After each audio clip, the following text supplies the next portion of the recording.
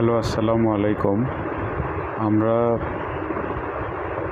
এই সোশ্যাল মিডিয়াতে মাধ্যমে শুনতে পাচ্ছি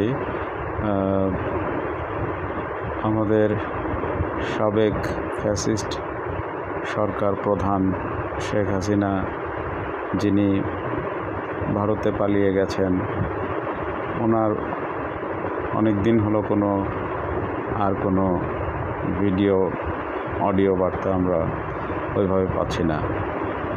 আবার কিছুটা সোশ্যাল মিডিয়াতে গুঞ্জন উঠেছে উনি নাকি দেশে প্রত্যাবর্তন করবেন।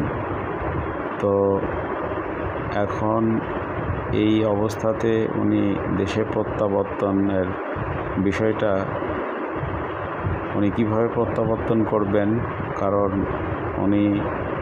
ওনার জন্য উনি তো কনভিকশনে আছেন, ওনার মামলায় কয়েকটাতে রায়ও হয়ে গেছে।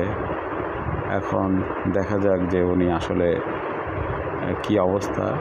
মূলত আসলে উনি কতদিন একটি দেশে এইভাবে থাকবেন এবং দেশে প্রচলিত আইনে আসলে ওনার বিচার হবে কি না, এটাই জানতে চাওয়ার জন্য আসলে আমরা অপেক্ষা করব।